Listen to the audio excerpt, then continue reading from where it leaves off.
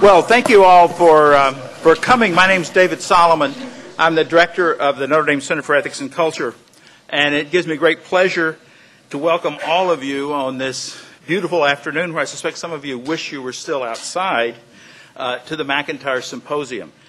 This event is just one of a number of events taking place on campus over the next couple of days to mark some kind of special occasions for the Center for Ethics and Culture and for Professor MacIntyre.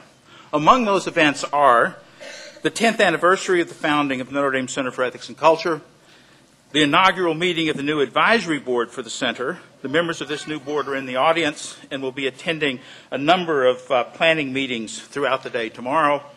Professor Alasdair McIntyre's retirement, we're marking that, which will take place at the end of this semester, although he's not going anywhere, happily. And Professor MacIntyre's 80th birthday. Now, this birthday celebration does need some explaining, since those of you who know Professor MacIntyre well know that actually he turned 80 a little over a year ago. We had a magnificent celebration of his real 80th birthday in Dublin at the time when he was feted from one end of the town to the other. The Irish Times editorialized that anyone who wanted to know how to end the global financial crisis should come to hear Ireland's favorite son speak at that birthday party. And the crisis is coming to an end. Who knows? I had always felt a bit cheated by our not having an opportunity to mark this landmark, his 80th birthday, right here where he lives and works. So I've invoked a well-known concept of Irish life, Irish time, to justify another celebration.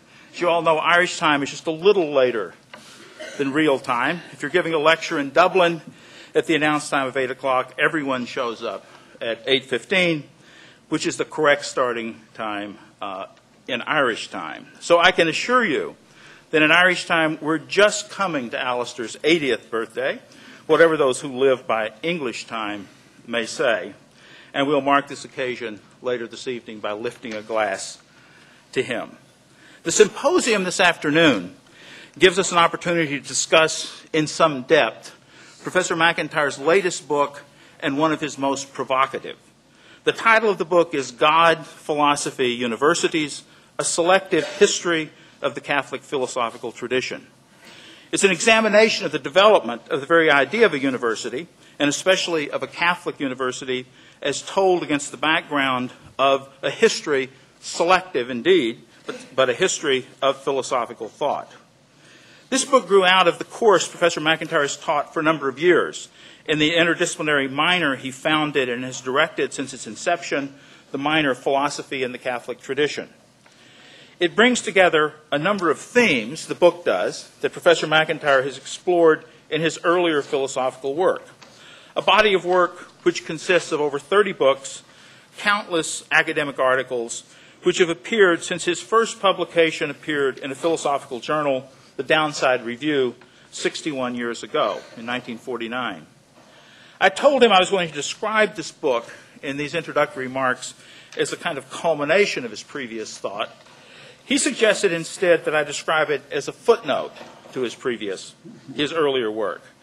But culmination or footnote, it's a book that could only have been written by a philosopher who has devoted his entire career to seeking to understand the history of philosophical thought and the interaction of that history at every stage with culture, including such ingredients of the culture as universities, both secular and religious.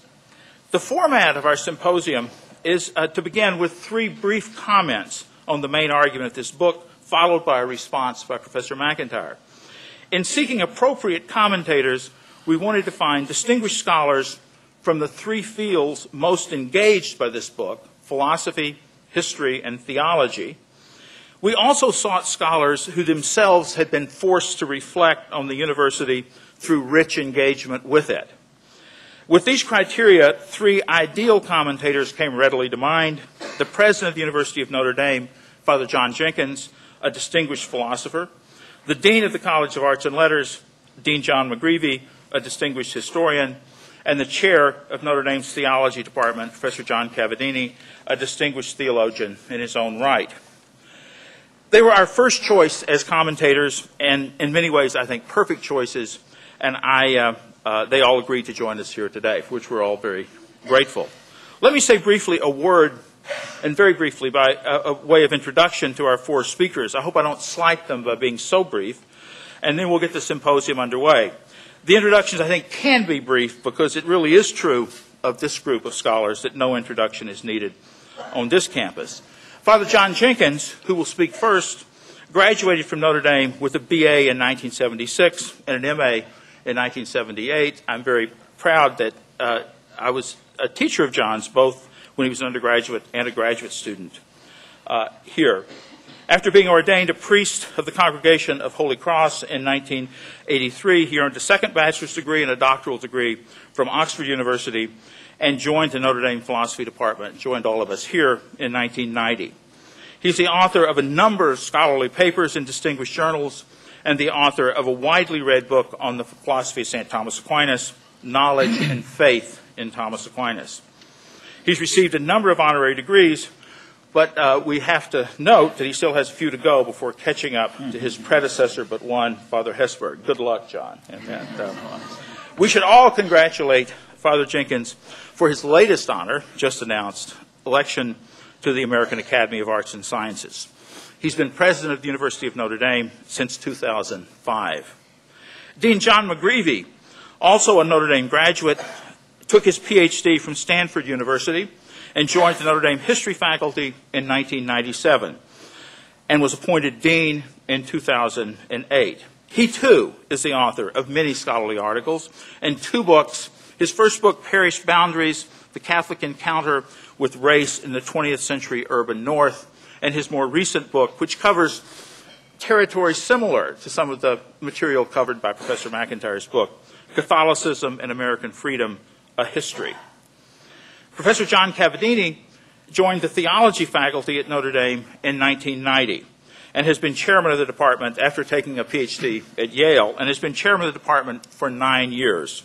A distinguished scholar of patristics and early medieval philosophy, he is the author of 3 books, Miracles in Christian and Jewish Antiquity, Imagining the Truth, Gregory the Great, A Symposium, and The Last Christology of the West, Adoptionism in Spain and Gaul.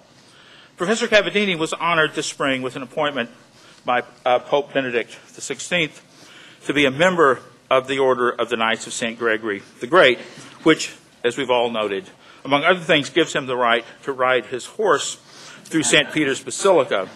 But, John, we ask, where is the horse now? But we wait. Finally, Alisdair McIntyre, a philosopher whose work has literally transformed philosophy in the last half-century. His trilogy from the 1980s, After Virtue, Whose Justice, and 3 rival versions, to give them slightly shortened titles, set moral philosophy for many of us on a new course. I speak personally, but also for lots of other people who have been influenced by Professor McIntyre's work. It's a new course igniting attempts to recover for modern men and women the heart of the broadly Aristotelian tradition in ethics, largely abandoned in the modern world. He's held academic positions at a number of the most distinguished universities in the world, including Oxford, Princeton, Duke, lots of others, giving him a special perspective on the modern university. His devotion to his students and his friends in philosophy is unmatched by anyone with whom I've ever worked. His contribution to the intellectual life of this university in the last 2 decades is incalculable. And in his 82nd year, or 81st according to Irish time, his work always seems to be getting better. We're very grateful for his willingness to participate in this symposium this afternoon, and as I say, we look forward to his presence on the campus for many more years to come. The orders of the speakers in the symposium will be Father Jenkins going first, Dean McGreevy going second, Professor Cavadini third, and then Professor McIntyre's response. And I will ask the speakers to just come up after they've spoken. When the symposium is over, I will field questions until close to 6 o'clock, and then we'll have a reception outside. Father Jenkins, will you come to the podium first? Okay.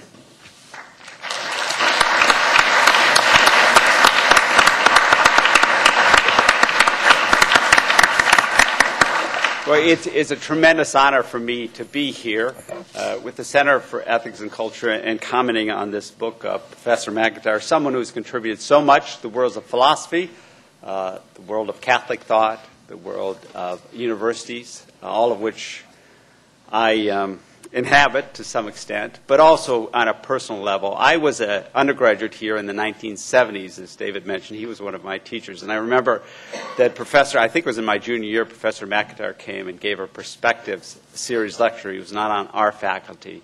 And he came to a small seminar class of Gary Gutting, which I was part of, and gave a very brief argument for atheism in that metaphysics class. And I remember it didn't agree with the conclusion, but it was a compelling argument. And in characteristic fashion, it invited these undergraduates to really engage in serious thought. And I remember, too, his perspective lecture was on justice, the concept of justice, a lecture that readers of After Virtue will be familiar with. And it was just to see philosophy done in that way, on such an important subject in such a clear and compelling way, inspired me as an undergraduate to pursue a career in philosophy.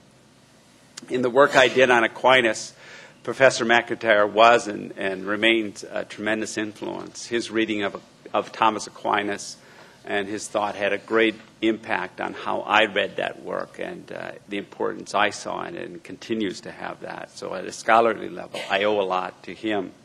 And also, when I came here as a junior faculty member in the early 1990s, Professor McIntyre was always a wonderful resource and a mentor to me and other junior faculty. Despite a sometimes forbidding persona that people know about, he's a tremendously generous and caring person. I found him that way. And so at a personal level, it's a great honor to me to be here and comment on his important work. I'd like to talk a bit about this central notion of intellectual traditions that Professor McIntyre has done so much to clarify and to elucidate its importance in our life. As I'm sure you know, a tradition is defined, as Professor McIntyre understands it, with respect to a certain language and shared beliefs, institutions, and practices. Inevitably, questions, debates, objections, and conflicts arise within a tradition. Inquiries are undertaken and questions are resolved by appealing to the rational standards within and shared language within that tradition. Yet such resolutions often lead to revisions of key claims and even of the shared language. The presence of questions, debates, and conflicts are not generally a sign of weakness within the tradition, but of its vitality. And revisions of key claims and shared language enable the tradition to remain strong. As Professor McIntyre has made clear in his work, this insight resonates deeply with the work of St. Thomas Aquinas, as I mentioned, and I've written on Aquinas. But I'd like to just take this opportunity to reflect on another important Catholic thinker, John Henry Newman. I think there are interesting similarities between these three thinkers, Thomas Aquinas, John Henry Newman, and Alasdair McIntyre, that I find intriguing and illuminating. And I think it's perhaps timely to reflect on Cardinal Newman, because he will be, happily to my mind, declared blessed by the Church and perhaps soon canonized. Professor McIntyre speaks in the book we're discussing on Newman's great work, The Idea of a University. I'd like to focus on another work, an essay on the development of Christian doctrine. His concern, Newman's concern in that work, is with the development of Christian doctrine and ritual. And as he says in that book, the increase and expansion of Christian creed and ritual and the variations which have attended the process in the case of individual writers and the churches are the necessary attendant on any philosophy and polity which takes possession of the intellect and heart and has a wide and extended dominion. That from the nature of the human mind, time is necessary for full comprehension and perfection of great ideas, and that the highest and most wonderful truths, though communicated to the world once and for all by inspired teachers, could not be comprehended all at once by the recipients, but as being received and transmitted by minds not inspired and through media which were human, have required only the longer time and deeper thought for full elucidation. This may be called the theory of the development of doctrine. For Newman, of course, there was no doubt about the divinely revealed character of Scripture, nor about the inspired understanding of its authors. Yet full understanding and satisfactory elucidation of the sacred teachings by human minds which have received special divine inspiration requires time, a process of thought, debate, tentative formulation and reformulation. As Newman argues at length in this work, ample evidence of the process of development is found in the history of Christian doctrine. Newman was trained as a theologian and was preoccupied with theological subjects. But he addressed philosophical topics in his works. Of course, the grammar of assent is a key one. And though the subject of the essay was Christian doctrine, he addressed the general question of the nature and rationality of traditions in a way that, to my mind, adumbrates Professor McIntyre's more philosophically rigorous exposition. This is a long quote, but it will give you the idea. Newman writes, "Let one such idea get possession of the popular mind or the mind of any portion of the community, and it will not be difficult to understand what will be the result. At first, men will not fully realize what it is that moves the will and express and explain themselves inadequately. And they will express and explain themselves inadequately. There will be a general agitation of thought and an action of mind upon mind. There will be a time of confusion when conceptions and misconceptions are in conflict. And it is uncertain whether anything is to come of the idea at all, or which view of it is to get the start of others. New lights will be brought to bear upon the original statements of the doctrine put forward. Judgments and aspects will accumulate. After a while, some definite teaching emerges. And as time proceeds, one view will be modified or expanded by another and combined with a third, till the idea which these various aspects belong will be to each mind separately what at first it was only to all together. It will be surveyed, too, in relation to other doctrines or facts, to other natural laws or established customs, to the varying circumstances of times and places, to other religions, polities, philosophies, as the case may be. How it stands affected toward other systems, how it affects them, how far it may be made to combine with them, how far it tolerates them, when it interferes with them, will gradually be wrought out. It will be interrogated and criticized by enemies and defended by well-wishers. The multitude of opinions formed concerning it in these respects and many others will be collected, compared, sorted, sifted, selected, rejected, gradually attached to it, separated from it in the minds of individuals and of the community. It will, in proportion to its native rigor and subtlety, introduce itself into the framework and details of social life, changing public opinion and strengthening or undermining the foundation of established order. Newman's use of the nomenclature of ideas and aspects, which may reveal philosophical assumptions different from our own, nevertheless presents the rational development of a tradition in which concepts are clarified, language is formulated and refined, integration with other areas of knowledge is explored, objections are raised and answered, and the result is acceptance by a community that shapes the community's practices and institutions. He clearly had an understanding of the rationality of intellectual traditions, however, inchoate this exposition. In the essay, he reflects on the development of Christian doctrine. Though Scripture is accepted as inspired by God, it does not contain answers to all the relevant questions which may be raised about its teachings and claims. Questions arise to which there is not a clear answer in the sacred texts, and metaphysical, ethical, and liturgical systems must be developed. Objections inevitably are raised, and a response must be offered. Adequate responses have demanded development of language, the creation of institutions, and the establishment of new practices. As the development of any tradition, this requires time, inquiry, discussion, and a number of confused or inadequate attempts on the way to a satisfactory resolution. Newman's notion of development arises from his study of the actual history of Christian doctrine. And it was that study and his understanding of how the development occurred that led him to the Roman Catholic Church. Developments in doctrine naturally occur, and though a fully informed, rational, and unbiased theologian may grasp the validity of a development, that is not always apparent even to the learned.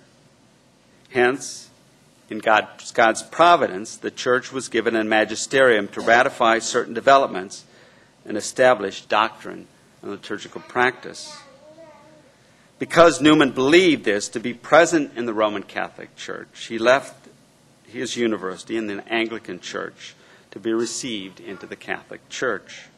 I think Newman's notion of the development of doctrine highlights distinctive features of a Catholic university, closely tied to the notion of the rationality of traditions and to the relationship with the Church. A Catholic university should be a place where serious conversation can go on about our understanding of key truths of Catholic teaching. Catholic universities are places that probe, explore, question.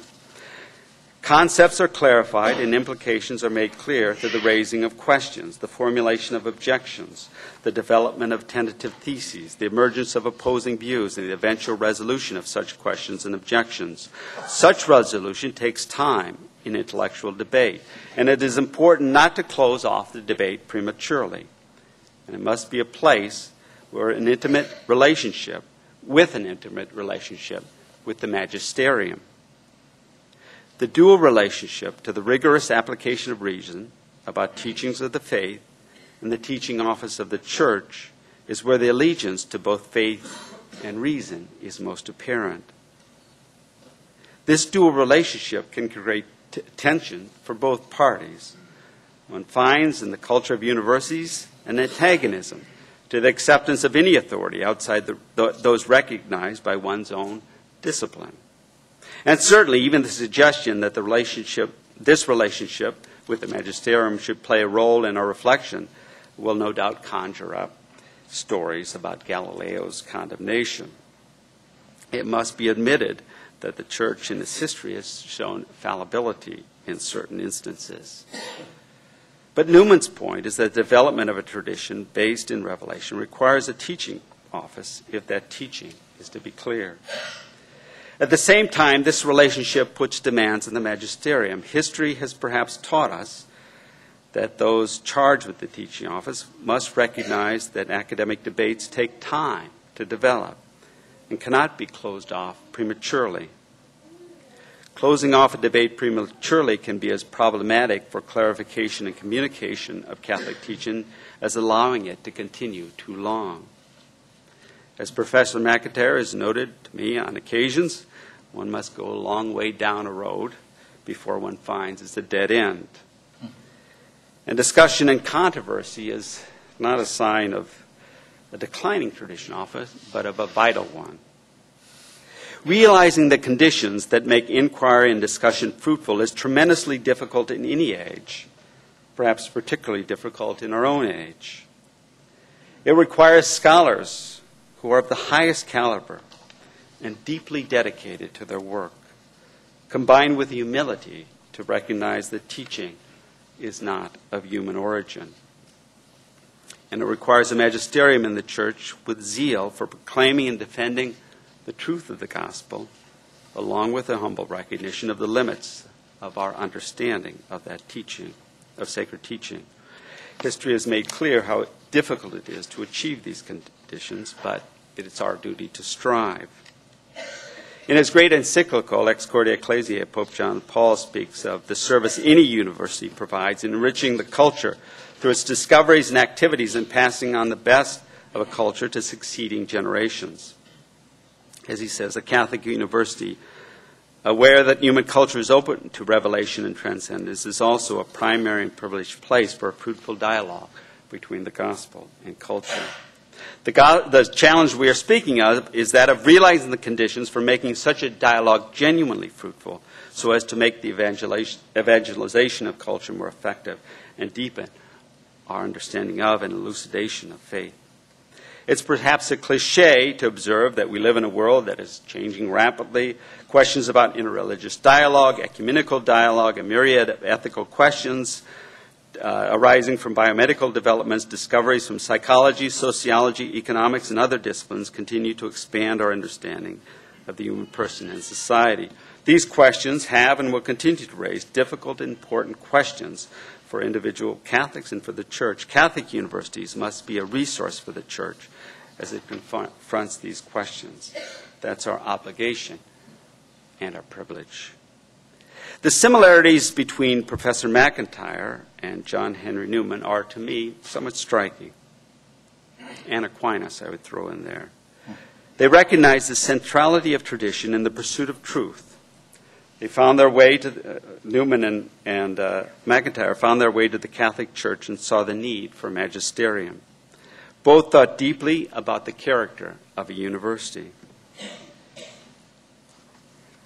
I believe these similarities between these three thinkers, MacIntyre and Newman and Aquinas, I believe these similarities among these thinkers are not accidental, but rather reflect aspects of the character of the Catholic intellectual life and the Catholic tradition. For Catholics and Catholic universities, the pursuit of truth, guided by faith and reason, is an ineluctably communal affair in both space and time. We are joined with the wider Church and with all present members of society, and we're joined with those who came before us in this tradition. The challenge of a Catholic university is to form a community that continues this effort, regardless of the challenges we face. As John Henry Newman and Alisdair McIntyre both recognized, we can hope for success only with God's grace. Thank you very much.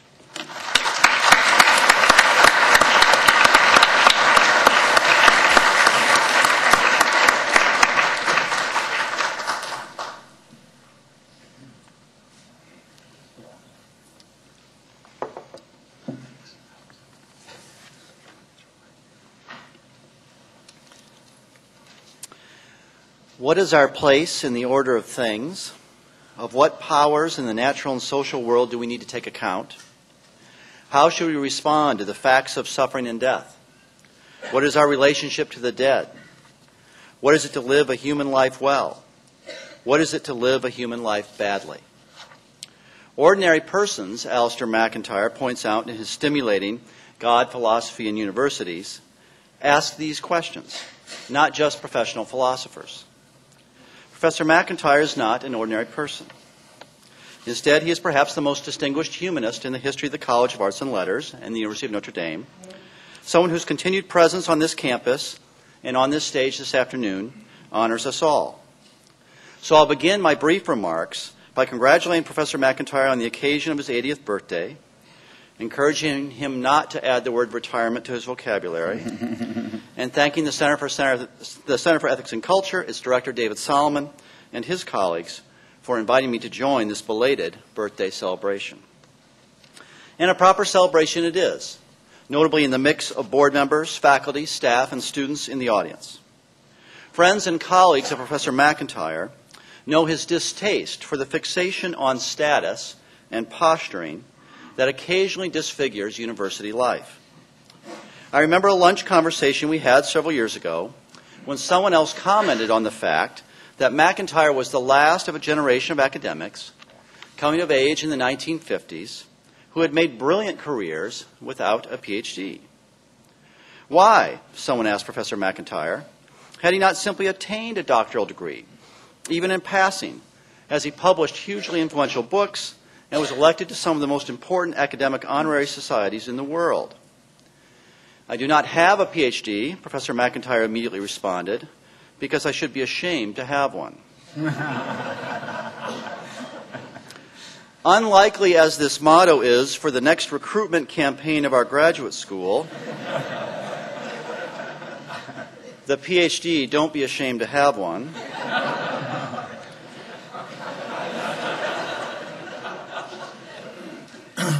MacIntyre's rapid-fire response, it seems to me, it really took no more than a second, had the feel of a well-honed line. This is itself telling. One powerful thread running throughout his work, and certainly evident in God Philosophy Universities, is a suspicion of expertise, of a social science unwilling to examine its own presumptions, of a technical competence bracketed within departmental walls. MacIntyre's own wide-ranging reading is, of course, exemplary. One thinks of his well-known discussion of Jane Austen in After Virtue, or his investigation of the ethical lives of nuclear power plant workers. And as too, it's a mark of his disregard for conventional disciplinary distinctions. He is especially critical in this regard of his own home discipline, philosophy, whose scholars he charges with using, quote, a semi-technical vocabulary to make philosophy appear not just difficult, which it is, but inaccessible, which it need not be. MacIntyre's focus on big questions is liberating for anyone given the daunting task of commenting on God Philosophy Universities. My own knowledge of God is earnest, but, well, unsystematic, and I will defer to Father Jenkins and Professor Cavadini for expertise on that topic. My knowledge of philosophy is secondhand at best. But I do claim a certain native knowledge of the university, my habitat since age 18, with the exception of a short stint as a high school teacher. Service as dean, independent of its other charms, has given me additional insight into the flora and fauna that we might classify as our students and faculty. Much of God Philosophy Universities is historical in orientation, particularly in its treatment of particular philosophical problems at given historical moments. I won't comment on these sections of the book, and I simply commend them to you. I will probe a bit on the subject of the university, and it is in that, I hope, MacIntyrean spirit that I'll ask Professor McIntyre to develop some of the themes suggested by the opening and closing chapters of God Philosophy Universities. So 2 questions. The first is simple. Does Professor McIntyre possess a positive vision of a Catholic research university? God Philosophy Universities is a short book, but long enough for McIntyre to toss off sharp criticisms of the research university of any sort and its Catholic variant. His critique of the research university is in some sense an old one.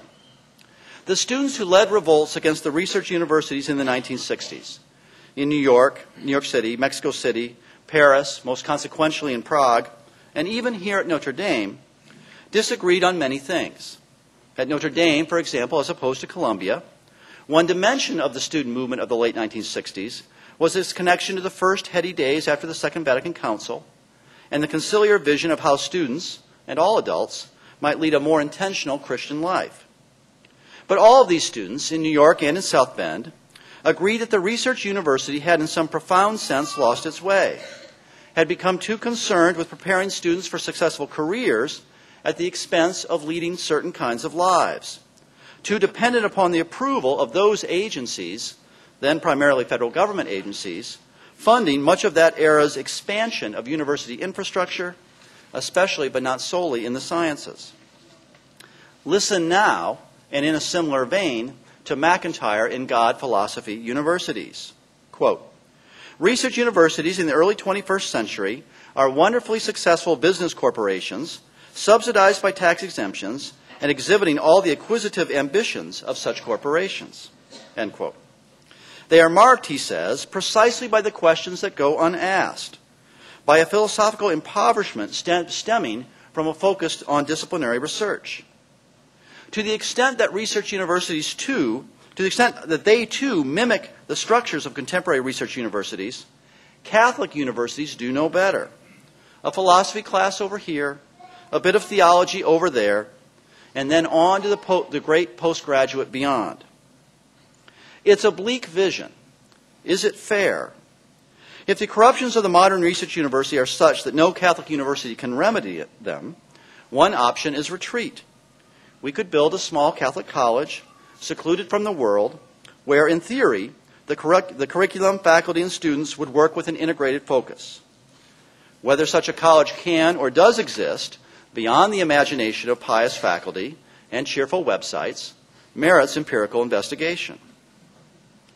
MacIntyre's preferred option is different: to build a genuinely Catholic research university, a goal shared, I suspect, by everyone in this room. MacIntyre gestures toward other Catholic models of the research university, Paris in the 12th century, or John Henry Newman's 19th century Dublin. But he knows far better than I how little resemblance these bear to the contemporary research university, certainly to Notre Dame.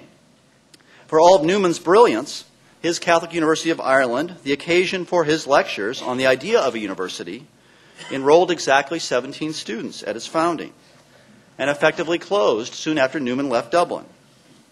And MacIntyre knows how alien Newman's world was from our own, where Notre Dame and other universities fiercely compete, and appropriately so, in my view, in such disparate contemporary venues as executive MBAs, jurisprudence, and nanotechnology. I think it's more accurate to say that Notre Dame and other Catholic research universities are not attempting to recover something old, but to build something new. That is, something distinctively Catholic, but also on par with and recognized as such by the other great private research universities. But this leads to my second question. Do the social forms of our contemporary life militate against even this aspiration? In other words, do our social structures prohibit even this goal, the goal of building distinctively Catholic, truly great research universities? MacIntyre says yes, that Notre Dame's uncritical acceptance of many of the forms of a modern research university, its imitation of the flaws and incoherence of, to use the local term of art, our aspirational peers, might doom the project. MacIntyre's own profoundly sociological imagination is one dimension of his brilliance, his sure feel for the ways in which ideas emerge from and inform social structure, in all periods, including our own. And in this, parenthetically, he is much like Walter Ong, the great Jesuit scholar of the 1960s, Mary Douglas, Charles Taylor, and an entire generation of Catholic intellectuals, actually, eager to move back and forth between the world of ideas and the social world of particular communities. So if ideas and structures form a reciprocal relationship, let's think about our structures. One structure is the research university, and its importance for not only scientific innovation, which MacIntyre readily admits, but also culture.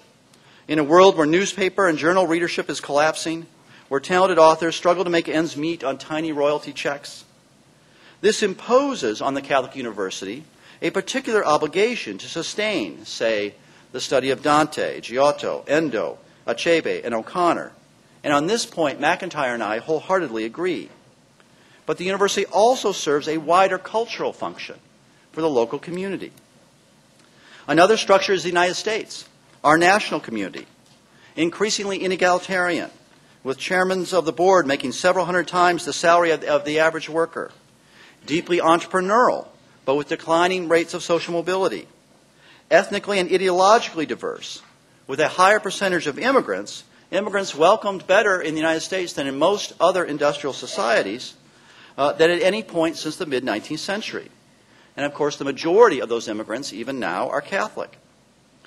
One responsibility of any great university to our nation is to prepare citizens equipped to navigate, even lead, this challenging milieu. This is one explanation, I think, for the wide array of choices and activities that characterize the educational experience of the typical student. A set of choices that conforms, less at Notre Dame than many other places, but does conform to the mobile, consumer-oriented society in which we live. A third structure is Catholicism, a deep, rich, intellectual tradition, as MacIntyre points out, anchored by a particular believing community and blessed by a long-standing concern with philosophical questions. But Catholicism, too, is a vulnerable institution, losing in this country and most of the industrial world more adherents than it is gaining, with the number of Catholic marriages, religious vocations, schools, and hospitals declining, an institution buffeted by intensifying crises revolving around the quality of its leadership. My point is simple. Any great Catholic research university, such as Notre Dame, answers to an almost bewildering and legitimate array of masters in Rome, Washington, Indianapolis, even South Bend. On any given day, perhaps any given hour, Father Jenkins is told that his university must produce more scientists, better Catholics, different kinds of Catholics, better writers, more PhDs, more students engaged in social service, more alumni willing to financially support the institution, and a football coach capable of winning more than half of his games. A certain smugness is a besetting vice of religious institutions. And here Notre Dame is certainly not immune. But a more charitable reading of Notre Dame's history over the past 30 years, and perhaps for Catholic research universities more broadly, would find accomplishments, not just dangers, progress more than nostalgia for a poorly remembered past. Given that no roadmap to building a great, genuinely Catholic university exists, wouldn't we be delighted if we had all been here 30 years ago to be sitting in this room at this university today? Wouldn't we be impressed by the seriousness with which Catholic mission is discussed and lived in venues as disparate as the languages, architecture, law, and engineering? Wouldn't we be pleased by the growth and prominence of the university, a prominence that's built on excellence, not simply the currying of favor? And shouldn't we be grateful for serious Catholic witness in a milieu, the research university, of undeniable importance for modern American life? This experiment, Notre Dame's experiment, is of course not perfect. It may not even be coherent. It's a bit like democracy. It's incoherent except when measured against plausible alternatives. But is it better, more promising than any other seriously religious place in the modern history of the research university? I think so. And surely that achievement, to quote McIntyre's last lovely line in God, Philosophy, and Universities, is, quote, more to hope for than we can reasonably expect. Thank you.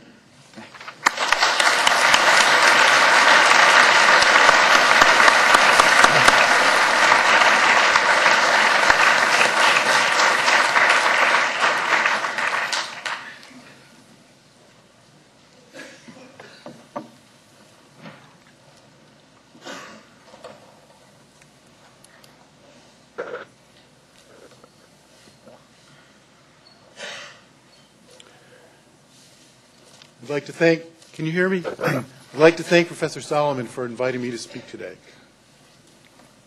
Brief comments on God, philosophy, universities, offered with gratitude. It is a little daunting to be able to be asked to comment on a book by a scholar of such evident brilliance as Professor MacIntyre. It's hard not to feel a sense of disproportion and even unworthiness in the face of his greatness of spirit and of intellect. And this sense of disproportion extends even to small things. Professor MacIntyre is often seen in the hallways of Malloy, greeting students or cordially saying hello as he passes, or sitting in DCO Commons by himself after lunch, reading the newspaper. I had never realized that reading the newspaper could be an exercise in contemplative practice. But watching Professor MacIntyre reading the newspaper seems like witnessing an endeavor altogether more elevated and almost of a different species of activity than my reading the newspaper. I would never dream of interrupting Alisdair while he was reading the newspaper in DCO Commons.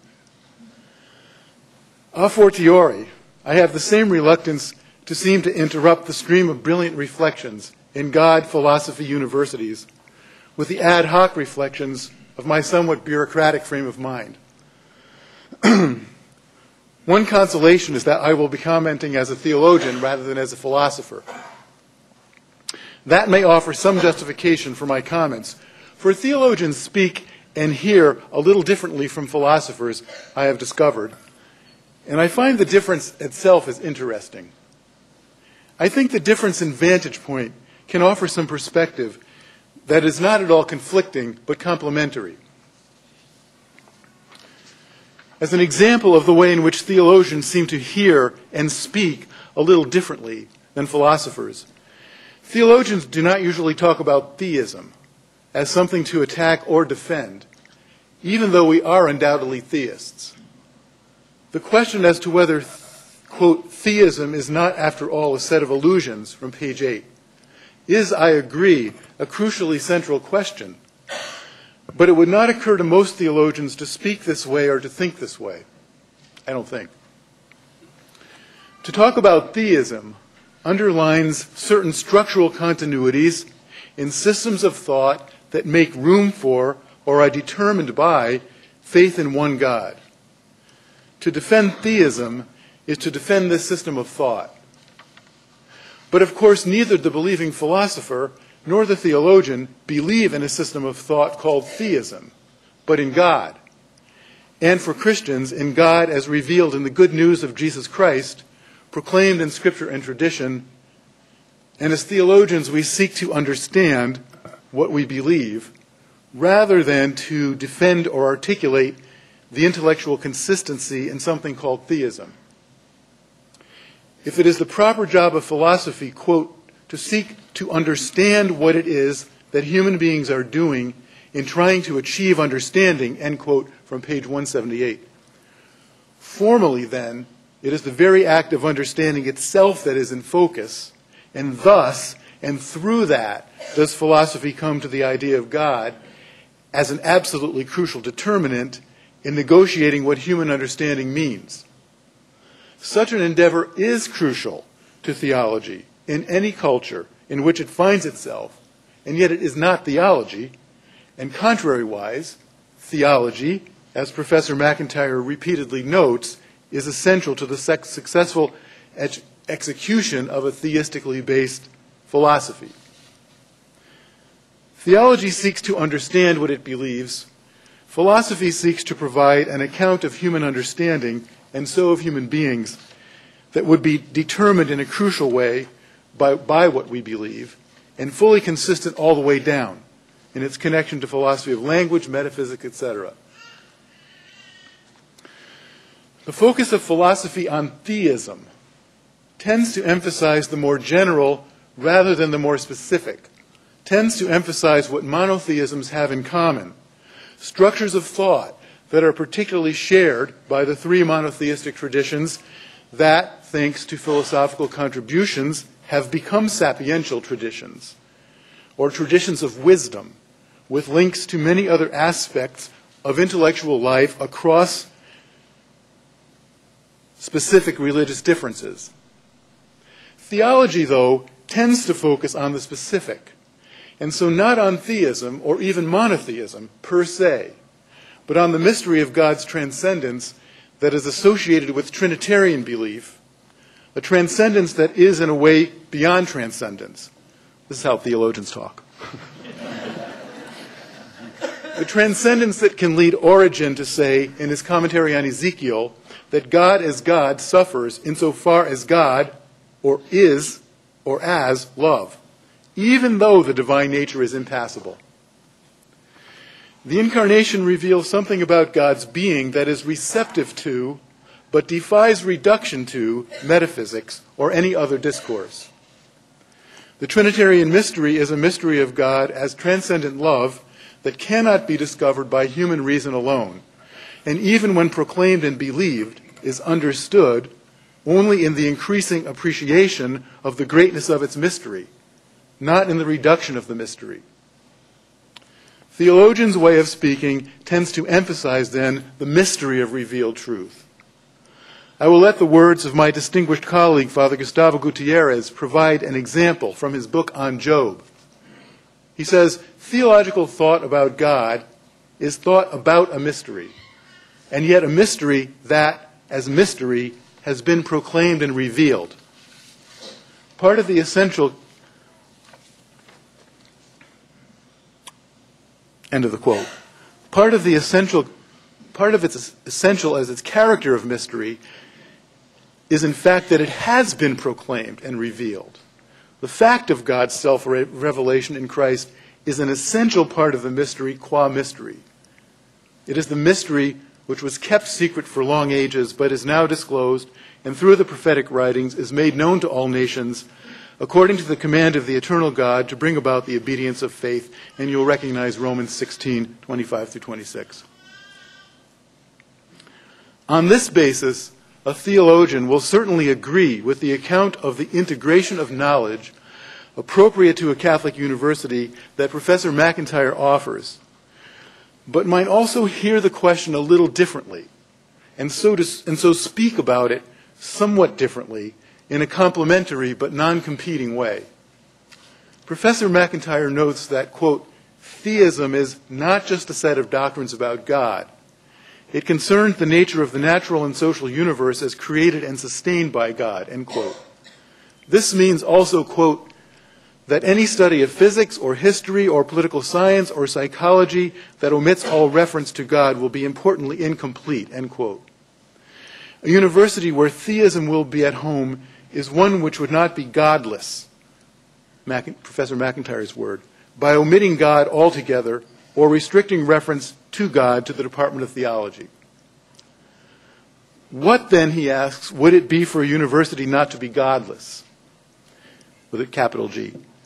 Its curriculum would have to presuppose an underlying unity to the universe and therefore an underlying unity to the inquiries of each discipline.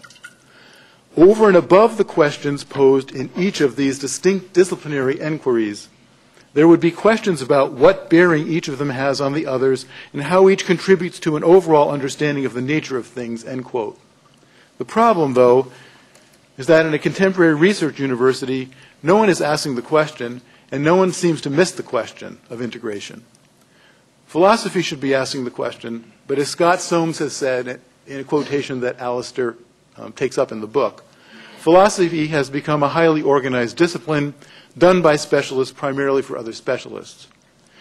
And theology has not only been marginalized in this way, but it has been for the most part expelled altogether from the major research university, quote. Here is another difference between the vantage points of philosophy and theology, oddly enough. It's different to be expelled than it is to be marginalized. Even if there is a functional similarity or negative complementarity of perspectives. The expulsion of theology from the major research university and its replacement with religious studies has a certain drift effect even at a university such as our own. But the fact is that theology has not been expelled from our university. Though I agree with Professor MacIntyre that the prospects for the recovery of a robust and explicitly thematized integration of the curriculum are not good at the present moment at any contemporary research university, still, I think if you look at the problem from a theological perspective, and given the fact that theology has not been expelled from our own university but is supported, you have the terms of the kind of hope that Professor MacIntyre ever so gingerly left us with in his last sentence. Referring to Anselm, Abelard, Aquinas, Newman, and friends, he leaves us with the thought that, quote, like them, we can take courage from the thought that, in the life of the mind as elsewhere, there is always more to hope for than we can reasonably expect, end quote, and Professor McGreevy also seized on that quote. For the very presence of a Department of Theology, faith-seeking understanding, as a part of the university's core academic programming, is not only a statement about the department itself, but about the academic community in which it is welcomed as a part. From the vantage point of the theology department, then, I would put the question of integration not so much in terms of the godlessness or the godfulness, with capital G's, of the curriculum as a whole, as you would naturally put the question from the philosophical point of view of defending theism, but rather in terms of the orientation of the whole intellectual endeavor towards mystery, towards the irreducibly specific mystery of God's self-revelation in Christ. As long as there is in fact a Department of Theology in the college and not a Department of Religious Studies, the orientation is there. Just having a Department of Theology means accepting, then, however implicitly, a commitment to the intellectual life as oriented towards understanding of something transcending all the disciplines, God. The openness to that transcendent mystery, beyond all of the disciplines, affirms them all, but keeps each one from closing in on itself, as though the truths it discovered were incommensurable with the truths discovered by other disciplines. It is an openness to a conversation which necessarily transcends each discipline, but is not simply interdisciplinary.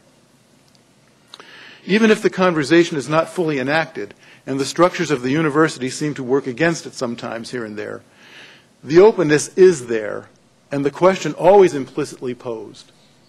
If the disciplines converge at some point, it must be a point above them all, with a debt to Flannery O'Connor.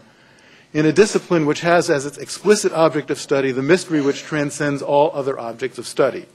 Otherwise, you are back in the position either of forcing non-disciplinary solutions onto the discipline, that is, like offering faith as an adequate scientific answer, or of declaring that knowledge is necessarily shattered into shards of truth which are absolutely incommensurate with each other. Having theology represented as an academic discipline means, as an academic community, an openness to the idea of integration of knowledge, and it means having the possibility of succeeding. The task of seeking for an integration of knowledge has been called the sapiential task by John Paul II. Sapiential because a search for the ultimate and overarching meaning of life, that is wisdom. In other words, the Catholic intellectual life is inescapably not something finished and settled, or even potentially so, but a quest. As John Paul II says in Ex Corde Ecclesiae, quote, integration of knowledge is a process, one which will always remain incomplete, end quote. Chapter 16. Just having a theology department is already to be on this quest, and it is comforting to think that the terms of success are not necessarily a completed synthesis, but in fact the quest itself, even if in various stages of incompletion or even seeming desolation. That's because I'm an Augustinian. We have only to think more deeply and more self-consciously about the implicit commitment already made in having, supporting, and not expelling a theology department as a department integrated with the College of Arts and Sciences, thinking of the whole intellectual, non-professional unit. I know we don't have one here. To me, that is actually a beacon of hope, a structurally integrated orientation towards the mystery of God's self-revelation. I want to close with a little example that might illustrate the grounds of how we can hope for more than we can reasonably expect. Taking off once again from my colleague, Father Gutierrez, let's focus for a moment on the idea of the preferential option for the poor. Contrary to popular belief, the preferential option for the poor is first and foremost a doctrine about God and not about the poor. The ultimate basis, he says, of God's preference for the poor is to be found in God's own goodness, and not in any analysis of society or in human compassion, however pertinent these reasons may be, end quote from On Job. If the poor and the little ones are the privileged addressees of revelation, this is, quote, the result not primarily of moral or spiritual dispositions, but of a human situation in which God undertakes self-revelation by acting and overturning values and criteria. The scorned of this world are those whom the God of love prefers, end quote. All good universities want to be committed to social service of some kind, and the Catholic University most of all. But it is interesting to note here that from a Catholic point of view, the reason is first and foremost based in God's manner of self-revelation.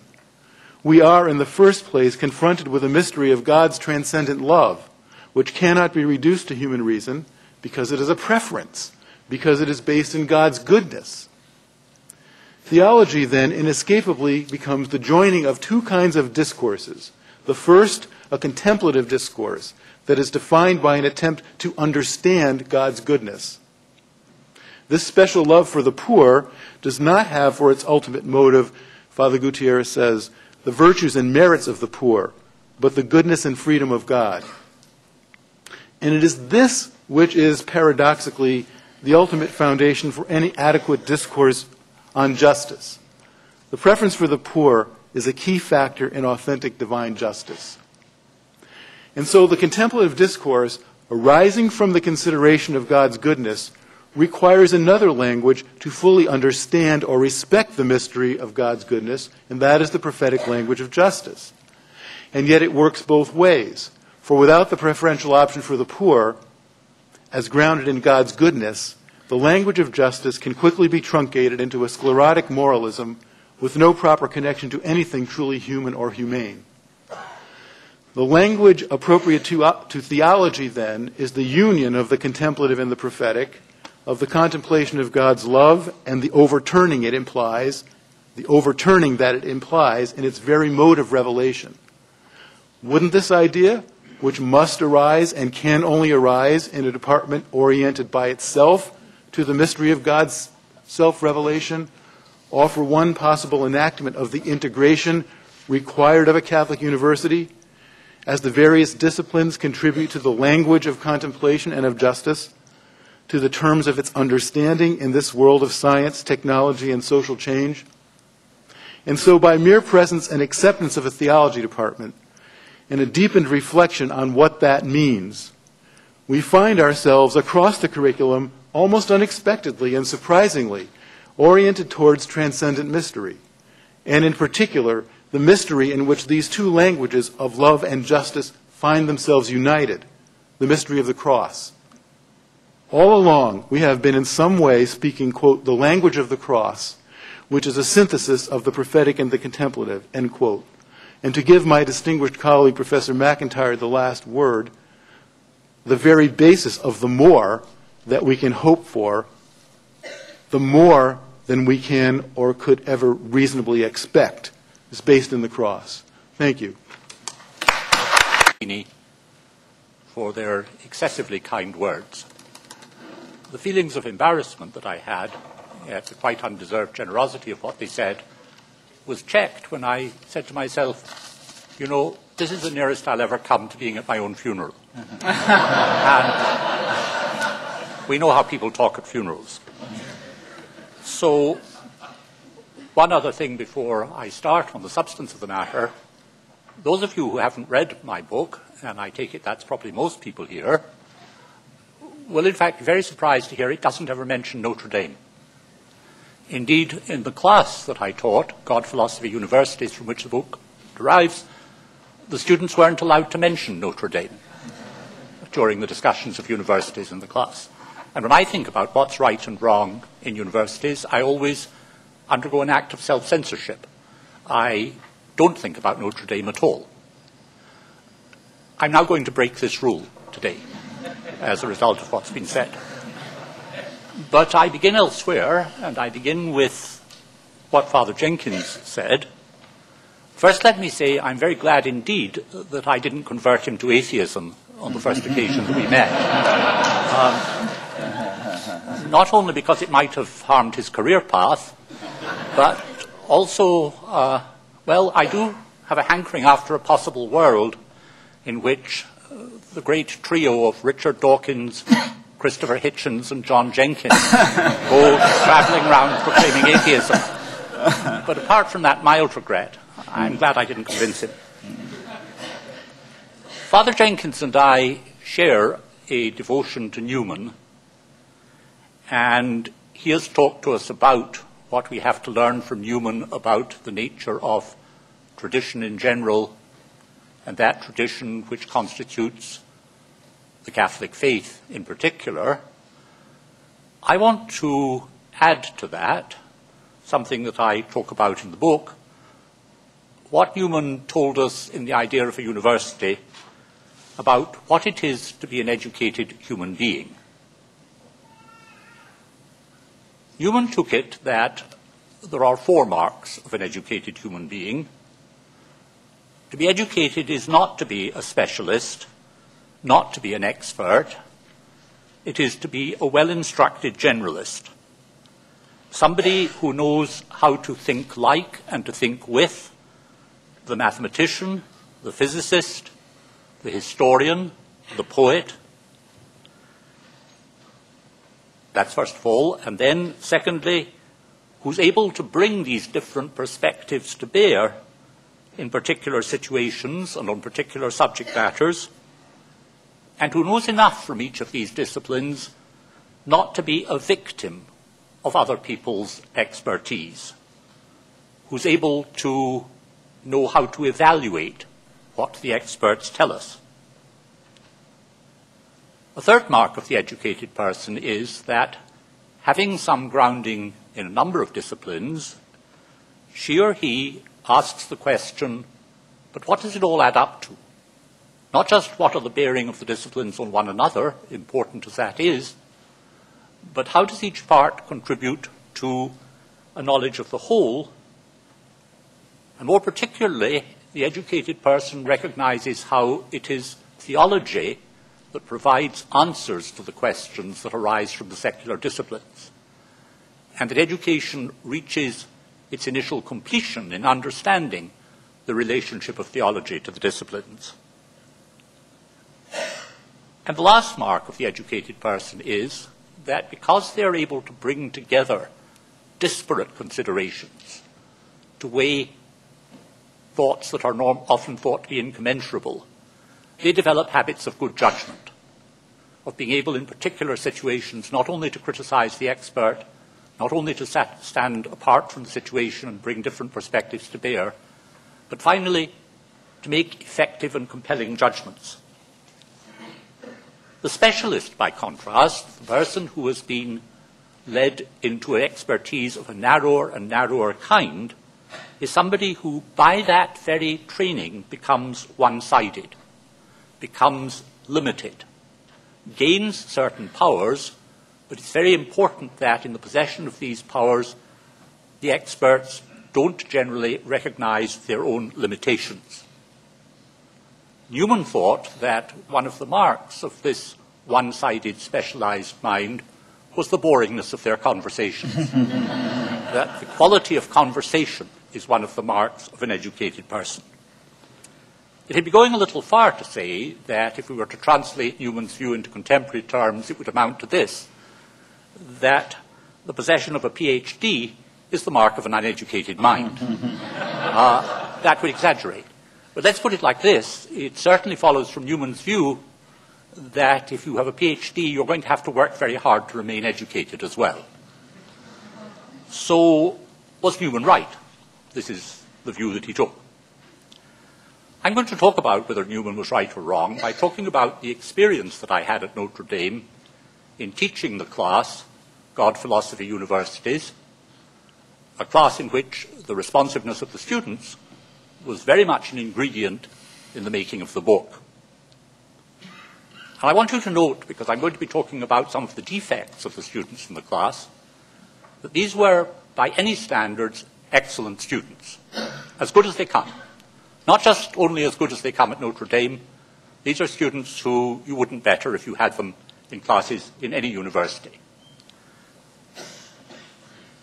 They were, in large majority, seniors, an interesting sprinkling of juniors. They had had a large number of courses already. So what did I try to teach them? I tried to teach them how to become part of a history. The history of an extended intellectual conversation, one that, if it were spelt out in full, would run, first of all, from Plato to Augustine, and beyond Augustine towards and to Aquinas, from Aristotle through the great Islamic and Jewish thinkers to Aquinas, about Aquinas as providing the defining moment in the story of the Catholic philosophical tradition. The defining moment because Aquinas provided us with the first definitive outline of an account of human nature in which human beings have three very important characteristics. First of all, as John Paul II reminded us, and this is very much a thought in Aquinas too, human beings are by their very nature questioning beings.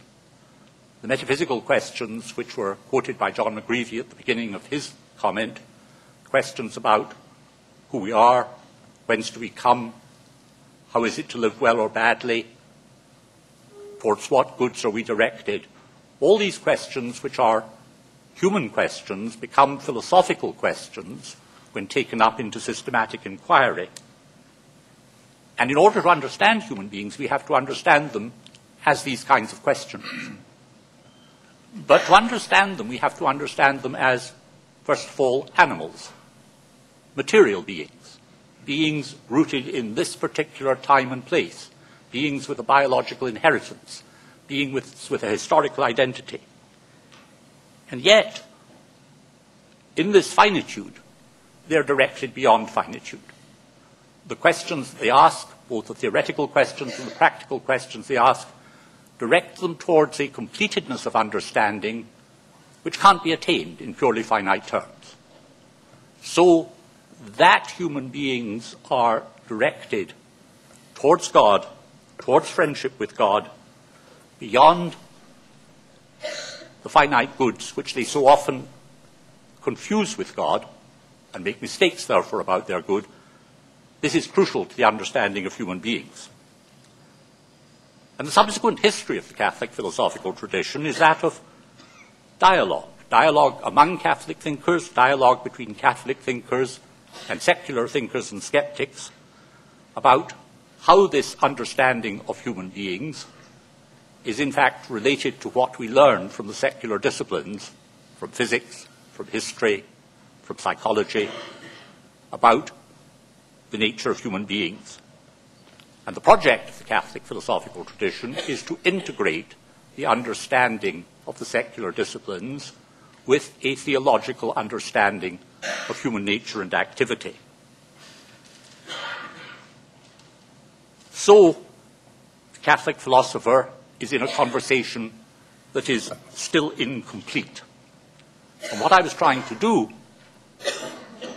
in the teaching of this particular class was to not merely tell the students about this tradition, but to initiate them into the inquiry so that they too would now become this kind of explicit questioner, recognizing themselves as being this kind of human being, and so able to define their position in the contemporary cultural and social world against those diminished views of the human being, which are the views of contemporary secular culture.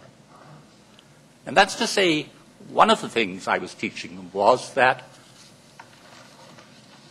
understanding oneself in the terms in which a Catholic university should educate one to understand oneself puts one at odds with the secular world. It puts in question taking secular models of the university as models for imitation in what one does. Let's go beyond this, however, and talk about problems that the students had. And their problems weren't, by and large, with the philosophy and the theology or the history of the tradition. The problems were with the very meagre character, for many of them, of their grasp of what's involved in the secular disciplines. They hadn't become what Newman would have thought of as a well-instructed generalist. Let's look at some of the things that many of them didn't know, things which I take it that everybody should have learned if they're going to be educated in this time and place. And I begin with certain kinds of mathematics. It is crucial to living in the contemporary world that one should be able to think probabilistically about a huge variety of problems.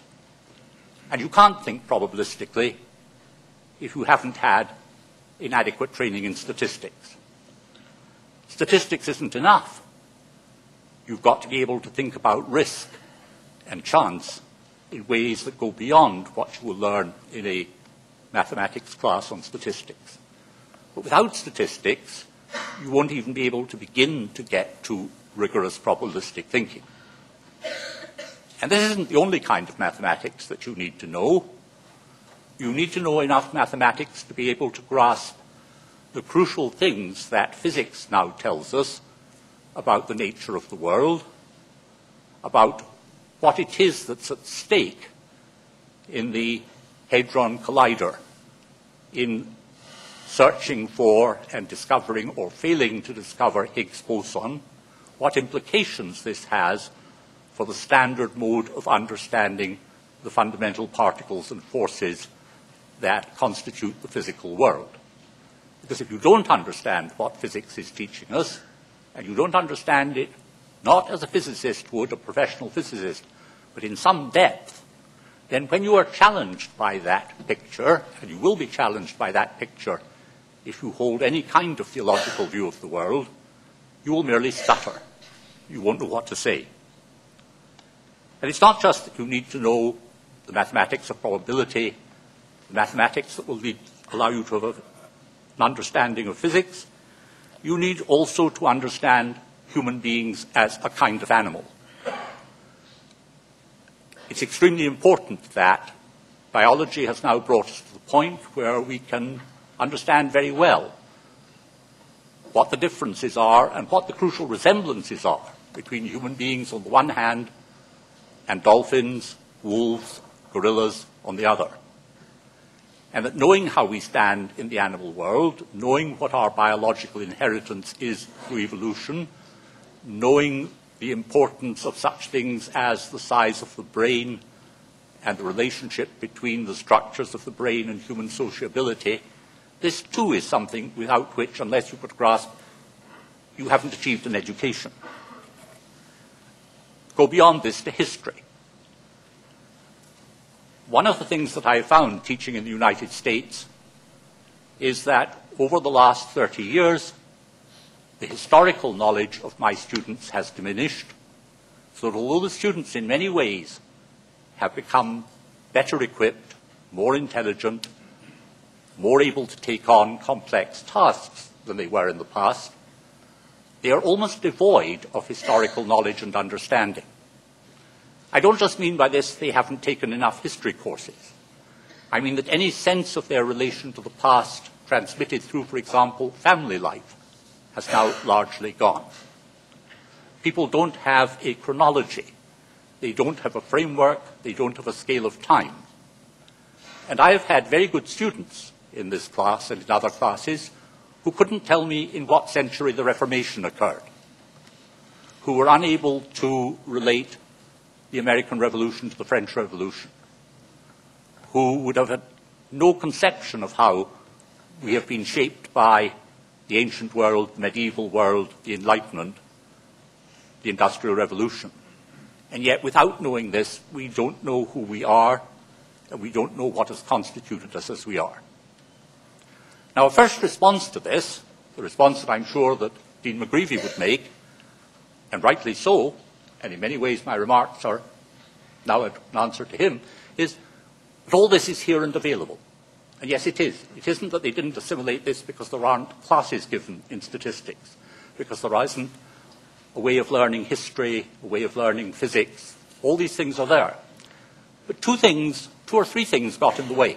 And it's very important what they were.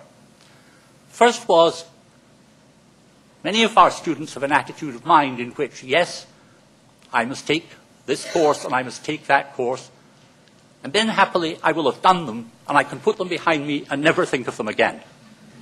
And that was characteristically the attitudes of the juniors and seniors I talked to about many of the subjects to which they had been half introduced, but only half introduced in their freshman or sophomore years. They hadn't been given enough depth, and they hadn't been given any sense of the fact that this material had better stay with them, or they would later on find themselves at a loss. And worst of all, they wouldn't know they were at a loss. That was the first thing that went wrong. Second thing that goes wrong is the grade point average. Grade point average is one of Satan's inventions. The grade point average encourages students only to take courses in which they think they will get an A. The great American physicist I.I. Rabi once said, if you don't care about getting A's, you can get quite a good education in college. And he's right. What's very important is that students should take the courses they need, and these will be courses that very often they are frightened of, they don't initially like, they don't quite see why they should take them. And indeed, all these negative responses are among the reasons why they should take them. They have to get over those fears. They have to understand the importance. So it is with various kinds of mathematics. I had a very high proportion of students in these classes who knew no physics at all and didn't care about it, who knew almost no mathematics now. Many of them had taken one math course. They had got to a certain point in calculus, but they'd got to it in order to be able to leave it behind. And if you have an education in which people feel they can leave things behind, then something's gone wrong. But worse still, they weren't risk takers. They weren't prepared to be adventurous. They weren't prepared to do things that they might do badly at and bring their grade point average down. Now, the pressure of the grade point average is very real. I mean, if I said to students, don't think about the grade point average, they would say, but I won't get into law school. And my reply to that was, What a blessing.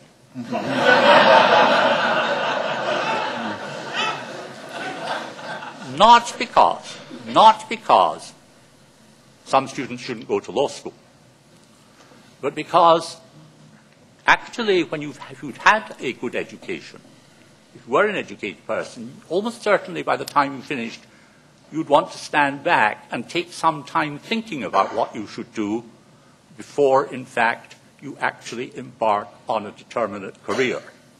That people, Americans particularly, spend too long in school, and they need actually to have encountered the world of work before they think about their final career choices. So it's very important that there is such a thing as an education that an undergraduate can have. It will not be a training in research, because it won't allow for that gradual moving towards a narrower and narrower focus that is going one day to end up not just in one discipline only, not just in one sub-discipline only, but in one sub-sub-discipline of some particular area of inquiry. So what should we do about research universities? They are excellent places.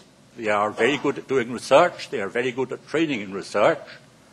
But don't let people embark on this course until they have had an undergraduate education first. And the sad thing is, we know, not just from Newman, but from 160 years' experience since Newman, what it would be to educate undergraduates properly. Many of our undergraduates do manage to struggle through and get an education out of what we provide.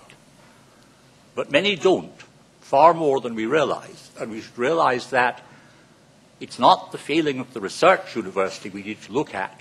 We're asking research universities to do tasks for which they are not by their nature well fitted. The crucial problems lie in the area of undergraduate education. And here we are failing far more badly than we allow ourselves to admit. Thank you very much.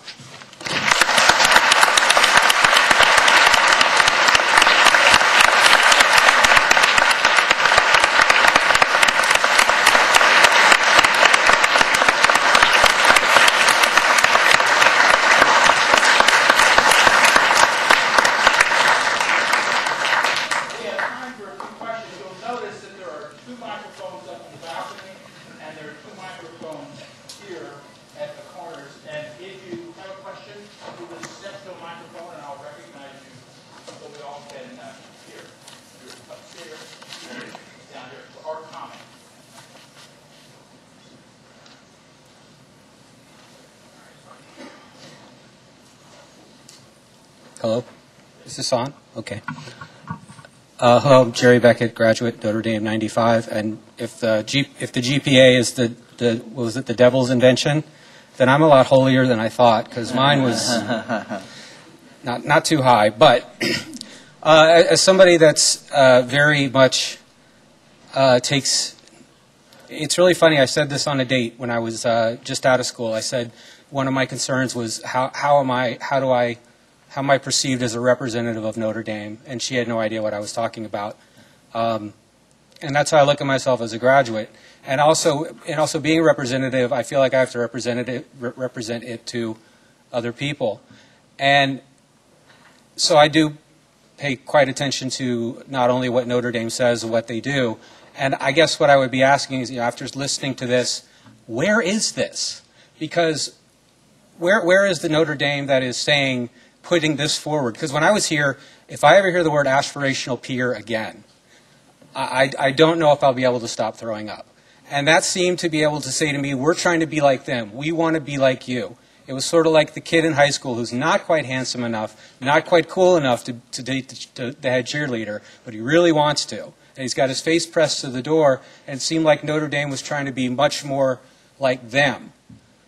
And in doing so, it's like they were missing such a great opportunity to say to the world, no, this is the model for the best education. Not the secular model, of which I experienced before I transferred here, which was a mess, really. And where, because yes, I see the little video across the street, and it sounds really good, and we're Notre Dame, we're doing all this great stuff. But still, I get the sense, and others get the sense from my friends that I talk to that are fellow graduates, that that Notre Dame is still on this, we're trying to get into the AAU. We're trying to be recognized by these other universities as being a research university. And it seems like we're doing it on their terms.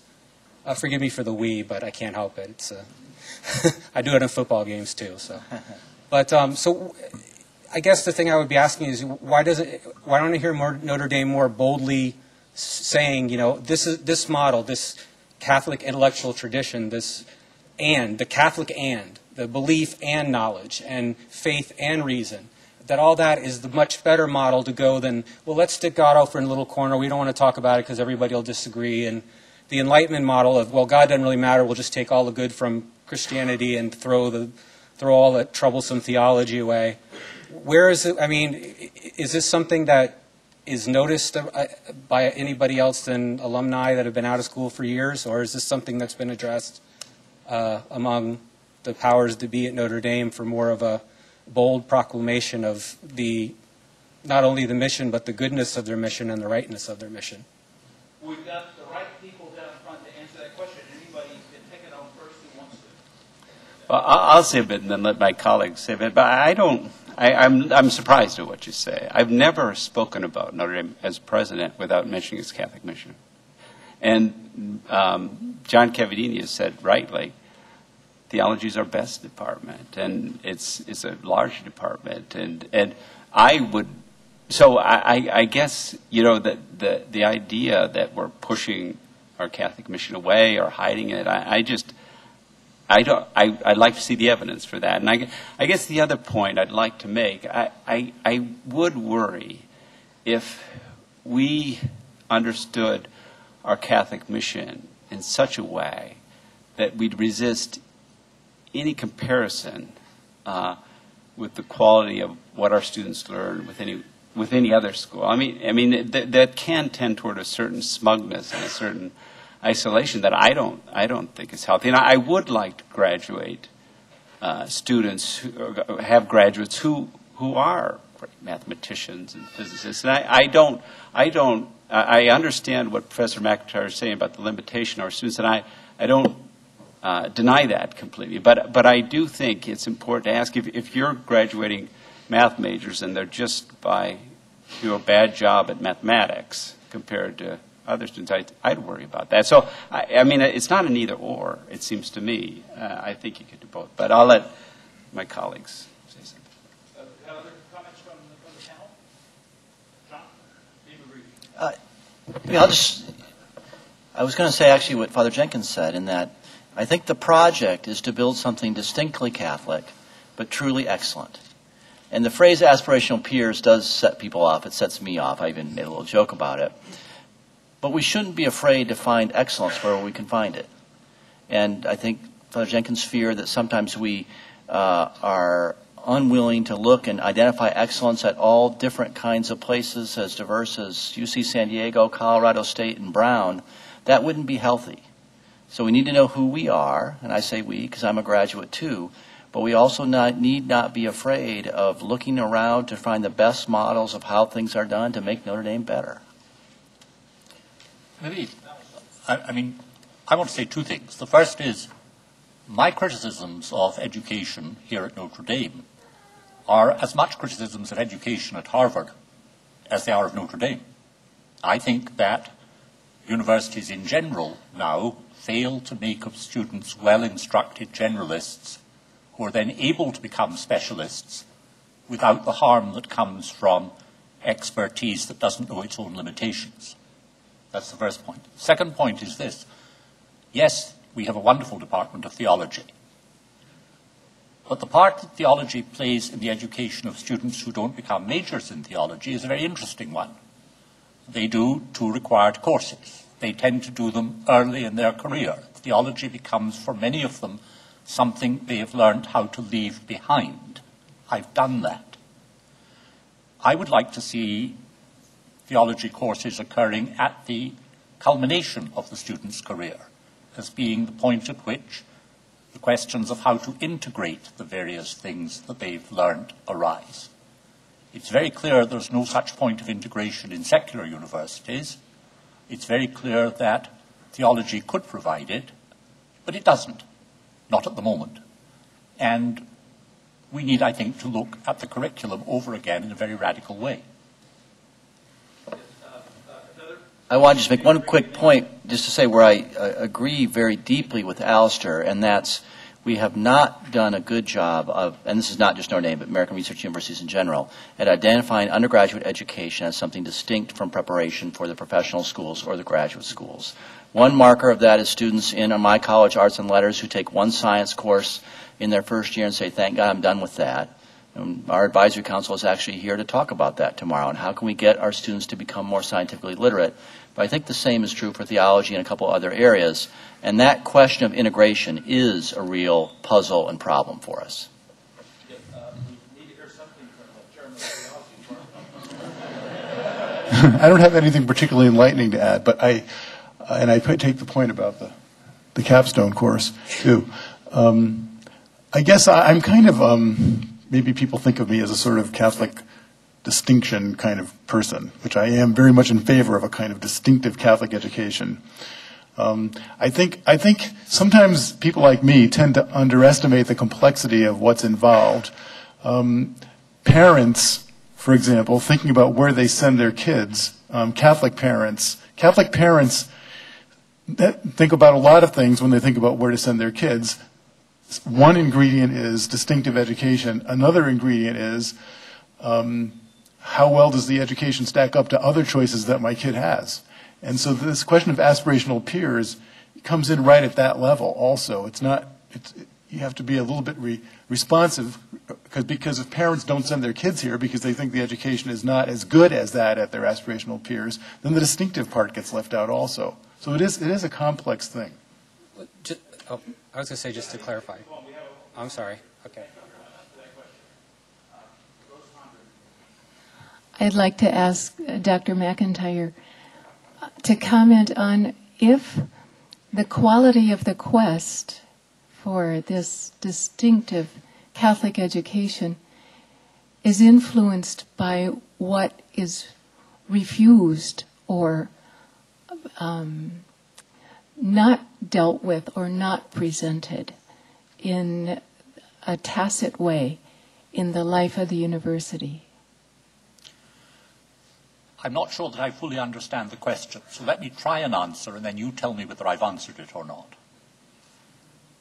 I take it that one of the crucial things that a well-educated Catholic student has learned is what the important challenges are that are presented to the Catholic faith here now, what the alternatives are, so that when they go out into the world outside the university, they're not surprised to discover what the contrasts are. They're better able to handle the relationship of what it is to be a Catholic as against the various kinds of secular and other religious views which are in conflict with the Catholic faith. So it's tremendously important in our education that we prepare our students for conflict. It really is important.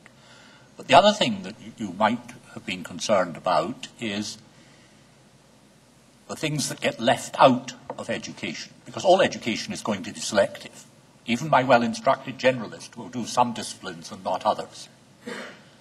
And it's extremely important to know what you don't know, to know that there are areas where you're not qualified to speak. And that, too, has to be an important ingredient of any education, Catholic or otherwise. Does that begin to answer your question? Yes, I'm not asking about the importance of debate and of honest confrontation of issues, contemporary issues, but with certain probably glaring acceptances of a politically correct stance or of maybe entertainment that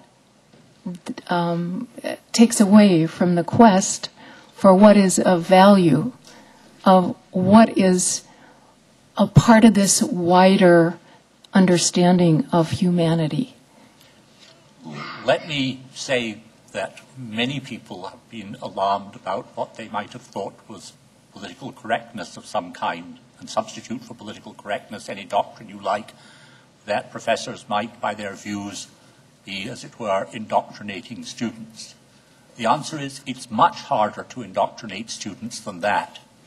And my impression is very strongly that those professors who put forward some particular standpoint rather too strenuously in the classroom are making sure that within about 2 or 3 years their students will be about as opposed to that point of view as you can be. I mean, I have always thought that the Republican Party should congratulate itself on the large number of liberal professors.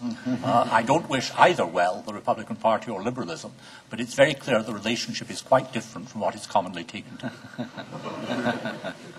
Let's go. I think we have one to keep the order. This microphone and back over here. Thank you. I'll resist the urge to ask Dean McGreevy to specify who are the fauna and who are the flora in the College of Arts and Letters. I have a question about the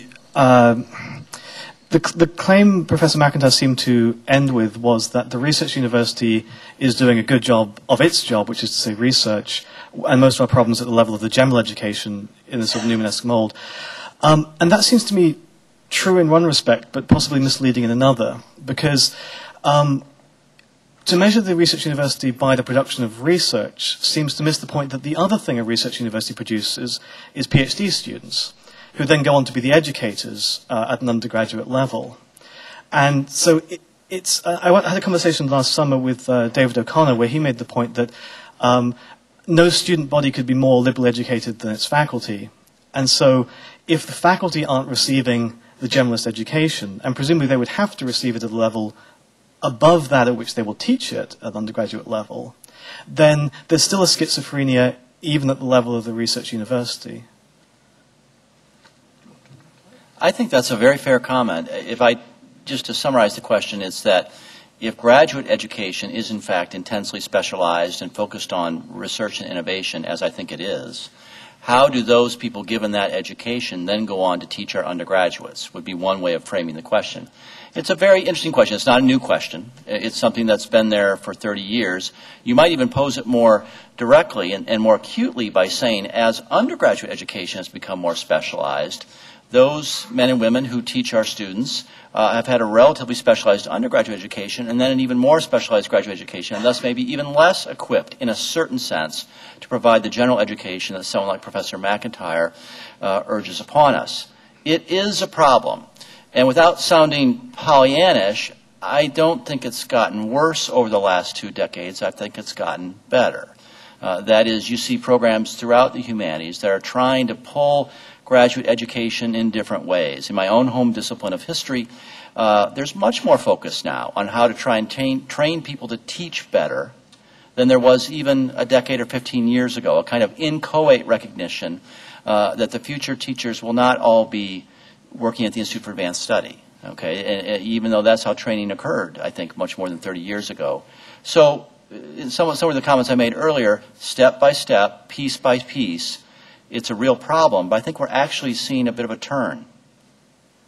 But not enough of one. Yeah.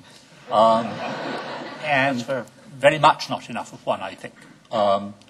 I take it that, in fact, if you were to sit down and ask what an undergraduate education should be in the way that I've sketched in very brief outline, the very next question is, how do you educate the people who are to teach these courses? And one of the things is they will have to have at least as wide a training as the people they teach. I would like it to be the case that every 3 years, faculty members in history had to pass examinations in physics. And faculty members in physics, examinations in, let us say, opera.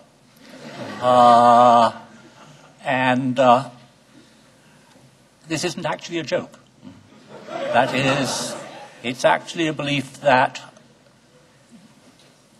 becoming specialized in the way that people have to if they're to succeed academically. Now, the other side to this is, how do you get rewarded as a teacher?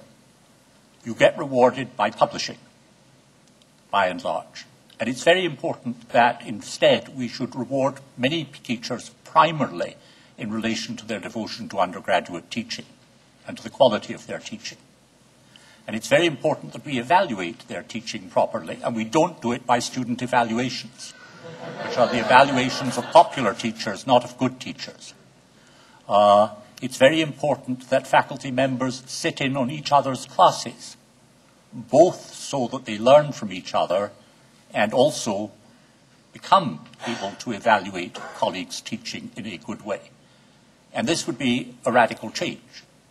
It would mean, of course, that such faculty would publish much less.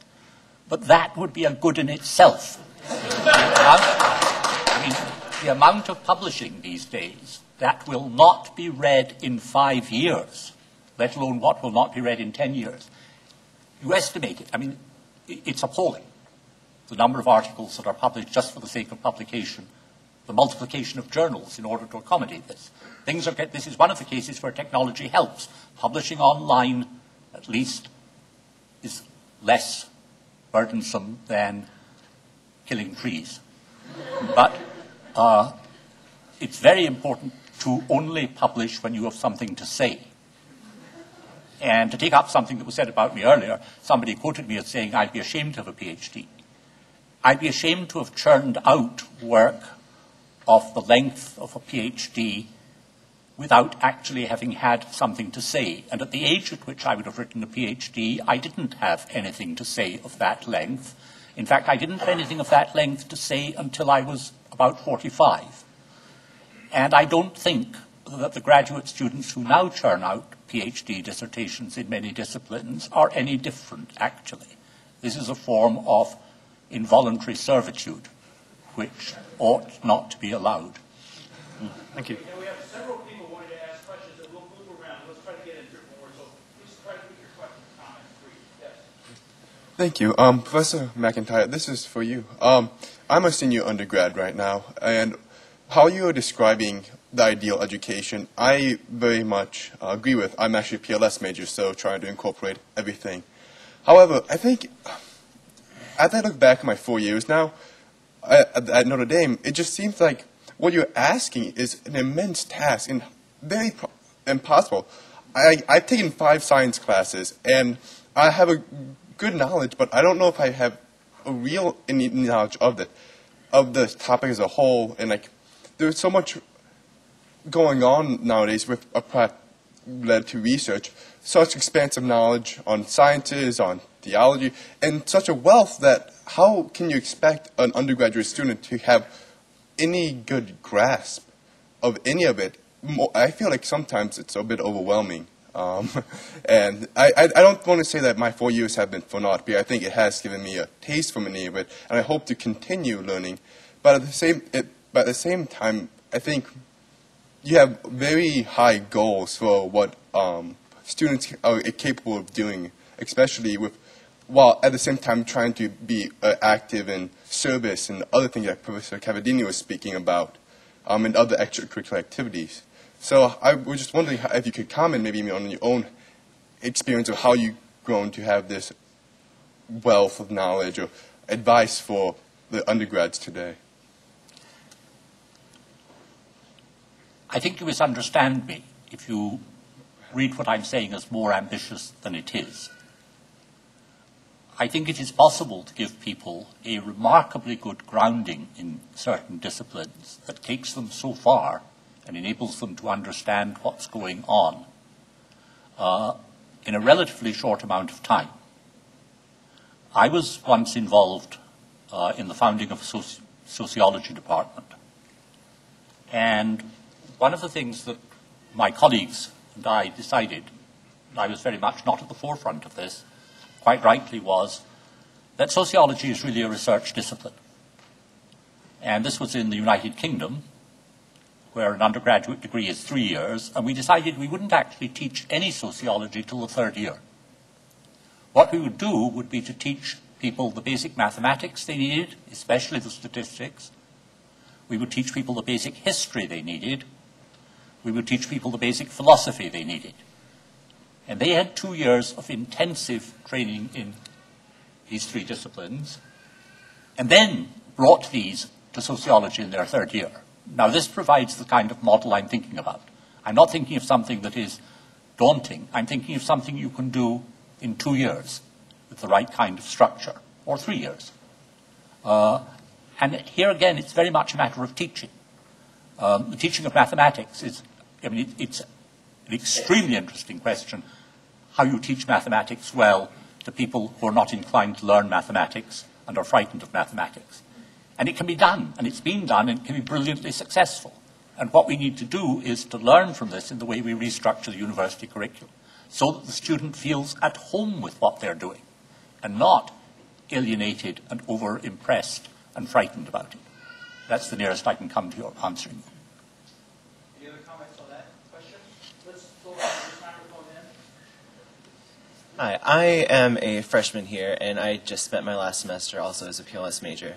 And in my experience at Notre Dame, I found that in many cases, both inside and outside of the classroom, that the Catholic Church seems to be, in the words of Dr. Rice, kind of a voice among many, as opposed to that by which all others are measured.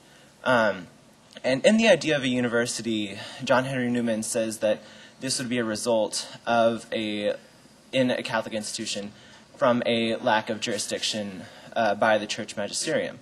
And so my question is, what exactly is the role, or should the role be, of the magisterium to a Catholic university, and specifically to Notre Dame? I'm going to say something, then let the experts speak. But I mean, John can speak much more profoundly about this. But I guess I forgive this answer, but it is complicated, don't you think? I mean, you talked about the Catholic Church, but of course that isn't equivalent to the magisterium, right? So I mean, one must distinguish, and there are issues of doctrine. I mean, defined doctrine, and then there are other issues, sort of more probable, that are in the tradition. So it is a complicated question, and I think it would be. I mean, you seem to suggest there's sort of a kind of simple set of propositions, maybe, that you can measure everything against. And I guess I'd find the Catholic tradition I'd find it more nuanced. I'd find it a little more complicated. And that's not to be defensive about it. I think we can always do better. I think we can do better. But I guess I'd just introduce more on it. But let somebody who knows something about this say something. Yeah, I think any person, any bishop, any university administrator that I've ever met who takes this question seriously knows that it involves discretion, and that there isn't that if you don't recognize that, you're liable to be prone to distortion one way or the other. So I want to say that first. I think that it's often perceived as the case that universities invoke discretion and bishops don't. But my own experience is that those, I don't know if that's true, but I mean, if people think that, but those bishops and those university administrators who think seriously about the issue know that there is a great element of discretion involved in negotiating this relationship. On the one hand, I would say that a university must be accountable to the church, because if it's not, it's cut off from that which is its lifeblood, a Catholic university. It's the church that has the words of everlasting life, and not really the academy, per se. On the other hand, it's also easy, I think, to jump to unnuanced conclusions about what individuals at a university might be saying, or what administrators at a university might be saying, that's injurious to the Catholic tradition, because the Catholic tradition requires space for thinking and for making judgments that are modulated and that actually grow with the kinds of questions that are being asked. And that's what a university is supposed to be. On the one hand, a Catholic university has to be accountable to the magisterium, because if it isn't, it disconnects itself from its lifeblood, which is the church, and tends to construct the tradition on its own. On the other hand, if you aren't fully aware of the complexity of that task, you're going to end up with a dichotomy of somehow the church legislating or dictating and the university simply following or something like that. The university is a place where a lot of the questions that the magisterium is interested in thinking about are being thought about and need space and needs a certain kind of legitimate freedom to pursue those kinds of things. And it seems to me that it's in balancing those two that you arrive at this idea of discretion, in trying to balance those two things which are necessary. That's how I'd answer it. Thank you. I think I'm sorry for those of you who are waiting. I think we'll take 2 more questions up here and then back to Dr. Sloan to have the last question. Okay, thank you. I have a question for Professor McIntyre, following up on something that Professor Cavadini said about your contemplative exercise of reading the newspaper after lunch. I was curious what paper you read, and I'm also curious what role that reading a newspaper for students, what role that has in becoming an educated generalist, and also as a follow-up, what, if at all, how, if at all, a daily contemplative reading of the newspaper influences your understanding of the university? Let me begin a little bit apparently away from where you're asking the question. What a university, insofar as it's a teacher of undergraduates, a college, insofar as it's a teacher of undergraduates, should be doing is calling into existence an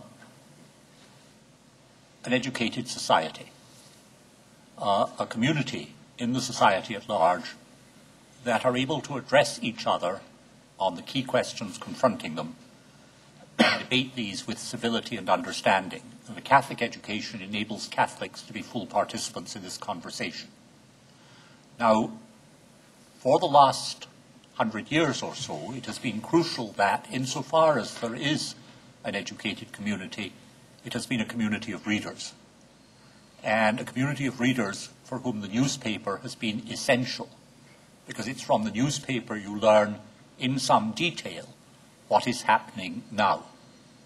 And therefore, reading the newspapers carefully and closely is how you equip yourself for public conversation. Now, as to which newspapers you read, Professor Cavadini has expressed apprehension about interrupting me when reading the newspaper. I don't mind if it's the Chicago Tribune I'm reading if he interrupts me.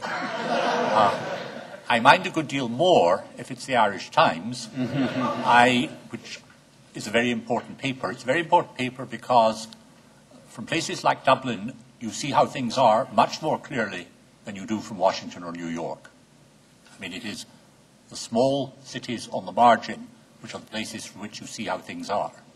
So the Irish Times is important. The New York Times is important simply because there's so much stuff there that you couldn't get anywhere else. New York Times in its editorials is a kind of parish magazine for liberalism. But it's essentially, you can't do without it. And then you need to read Le Monde. I mean, unfortunately, the French do it better than we do. They are better educated, more civilized, and so you need newspapers. The problem is what's going to happen to the notion of an educated public if newspapers go by the board. And that's a question that Dean McGreevy raised quite rightly. And if I were to start answering that, we wouldn't be ending at 6 o'clock. Thank you. Professor Sloan, final question. Well, I'm privileged to be asked the final one. This was to anyone on the panel here. It seems to me that the danger we have right now, because I've tried to think a lot with my own career, both about the question of graduate research in general, and also liberal undergraduate education. But it seems to me the problem that we're facing right now, and it seems to me it needs to be addressed at the upper level, is that we're confusing two different models of what it is to do undergraduate education and research. One of these is the scientific model. I was trained in the sciences myself, and I have a good idea of what it means to do research in that world. I feel that that model of research is now being imposed on the arts and letters and the humanities. And it seems to me that's the question that we really have to address if we're going to deal with the questions that Professor McIntyre has raised as to what kind of difference do we want to be as an institution rather than simply emulate things like the Boyer Report recommendations and so forth. So I wonder if anybody would address that question, because what I think is we need to have some distinction between what we even mean by research if we're talking about an arts and letters, humanities education, and we're talking about a scientific education. And if we don't make that distinction, I think we have a very great danger of going down the road that I think Professor McIntyre has suggested. But I wonder if anyone would like to address that. Why don't you all take a shot? That's a nice question to end on. I do think it's an interesting question, and there is, even obviously as Phil knows, at Notre Dame, we've talked a lot about undergraduate research over the last 10 years. And you might ask yourself why, when you think about, well, what does undergraduate research really mean, say, on Dante for a junior, when hundreds of thousands of talented scholars have worked on Dante for a period now of 700 years. It obviously means something different to do undergraduate research on Dante than it does on the latest experiment in psychology. So I think there is a distinction to draw. And yet, what we know about undergraduates, even if they're doing very basic research projects, sometimes as a culmination to their intellectual career, is that that's what sticks with them. Exit surveys of seniors who graduate a year out, about half will say a senior thesis or something along those lines was their most important intellectual experience. 10 years out is 80, 90%.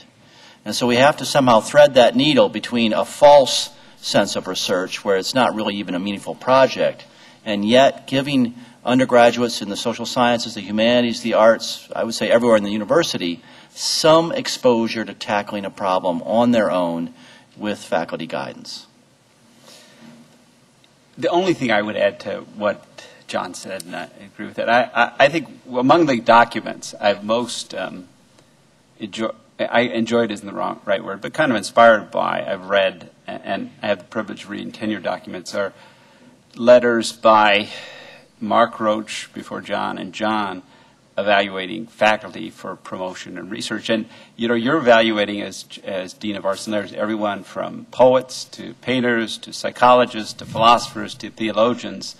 And it's a real work of art. And it's done with utmost care and utmost thoughtfulness. And your question's a good one, but the suggestion that I do disagree with the suggestion that there's some simple kind of simplistic idea of research and we kind of try to squeeze everyone in there. No, I mean, how do you evaluate a poem? I mean, we all do it, or a work of art, or the contribution of a philosopher. I mean, we've done it today. I mean, this is a living example of someone who's contributed a great deal. We do it. And it requires different judgment for different fields. And I think going back to Professor McIntyre's point about judgment, I mean, there is a certain prudence demanded here, and you can't have an algorithm. But that's what we do in the academy. I mean, I don't know that's how we give students grades, and that's how we, evaluate their work. So I think it's done. I don't think you can have general requirements for it. I think it does require judgment and prudence, and it's like any sort of prudence. It's a craft. No one is more eloquent about that than Alisdair. It's a craft that you learn. So I don't know if that answers your question or it makes any sense, but that's what I'd say. I was going to let Alisdair have the honor of having the last word, so not to interrupt, though. Why don't you go ahead? Okay. Is it okay? I guess if I'm going to shade this conversation a little bit, I think I tend to worry a little bit more along with Phil. But I guess I'd put it maybe this way. I think I have nothing against research or undergraduate research. In fact, I would promote it. But I wonder sometimes if the word research gets to be a kind of prestige word. And so undergraduate research almost has a phrase that privileges it over undergraduate something else. And I wonder if we could, so you end up, the pathology of it is, which we don't have the pathology of it, but the pathology of it is you end up taking the train of credentializing right into the undergraduate education, which it should be there a little bit, but maybe not as much as in a graduate student, as much as in a assistant professor, et cetera. So, but the fact is that word research is a kind of prestige word. It seems to me that why we could have an undergraduate research experience in the senior year, and maybe some kind of undergraduate integration experience. Something like that would kind of offer a balance so that that value was also uplifted at the time of a person's finishing their undergraduate career. Maybe that's what Alisdair had in mind with the theology course. We could add a third theology course. I'd be all for that. I am against undergraduate research, period. That's to say, I think that it's not in the least surprising that many undergraduates report how important this was, because what they were given to feel was that now they've got to the real thing. Now they've got the point at which they're entering that for which they were being prepared. And of course, that isn't what their undergraduate education should have been preparing them for. Now, I've so far not said anything nasty about research, universities, research, trainers in research, but let me now modify this, because I think it's quite right that one pattern has been imposed uniformly, and it was derived from the natural sciences, and there's a straightforward history about this which begins in German universities. I take it that it's very, very different to be an apprentice physicist from being an apprentice historian or an apprentice literary critic or whatever, and that we really do need to look at the differences.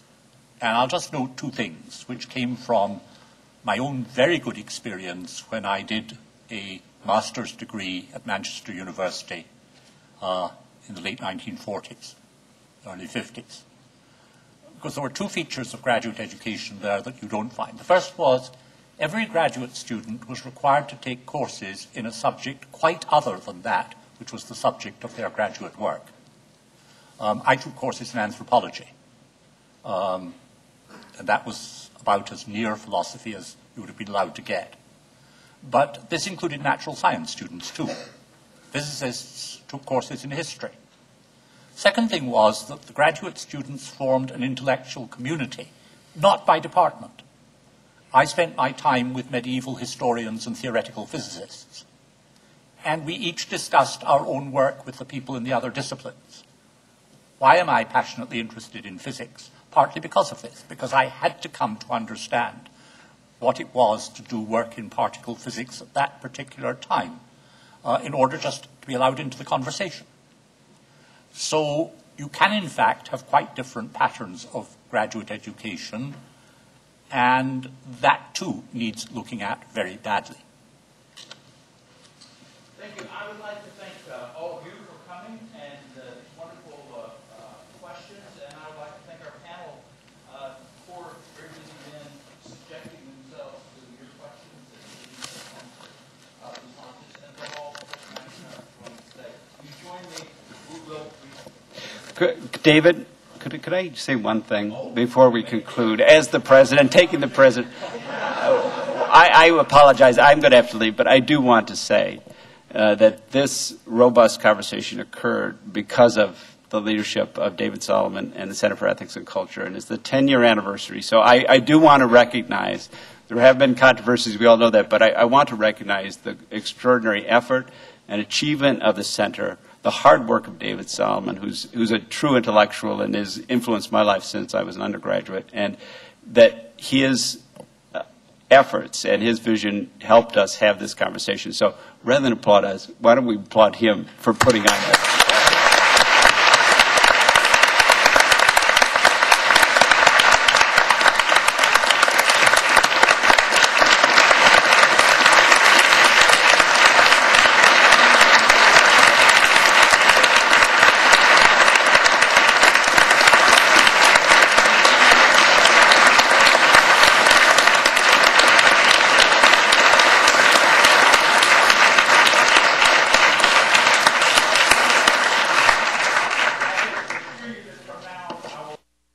Father Jenkins the last. Please join us outside.